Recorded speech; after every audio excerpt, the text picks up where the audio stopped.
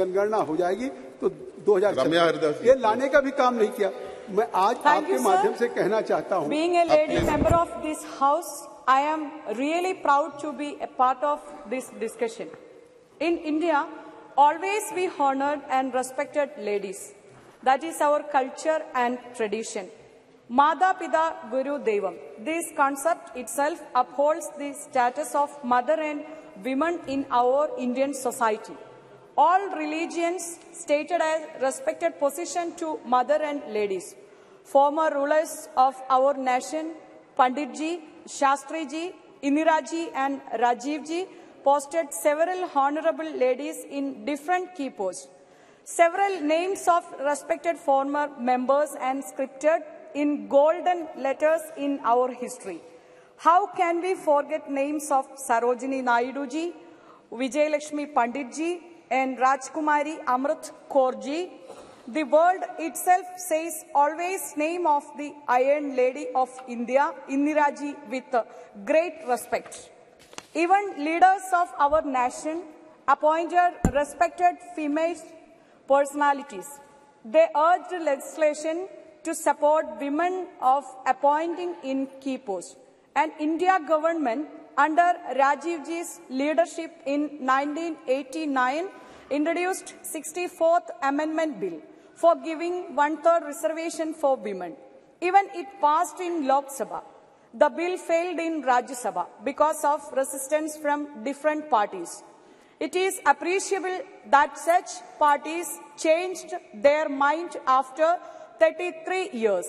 And we waited till 73rd and 74th Amendment Bill under Prime Minister Narasimha Raoji to pass reservation in Panchayats.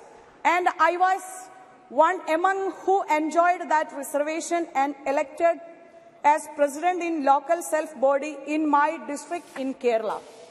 We cannot forget now the bill introduced as the 108 amendment during the time of Prime Minister Manmohan Singh Ji. That historical bill passed in Rajya Sabha also. I think this bill needs more discussion and amendments. If the government introduced this bill open-heartedly, it should be implemented well. I regretfully tell here that there is no clear-cut date about the implementation of this bill because the census of 2021 is due and no clarification about when it will be completed. The caste census also needed and completed within time to notify reservation for different categories. So I am afraid that this bill may become just a wild goose chase before general election. And I suggest here this bill should reserve not only constituencies but also key posts also for women. And such provision should be included in this bill. And I request you to include all categories of women such as SC, ST and OBC for reservation under this bill. Sir, and I point out here, if the government anticipates through this bill to support women in India, government has to solve other problems of ladies also throughout country, including harassments as abuse. I supporting this bill, adding reliable amendments to this bill. Thank you, sir.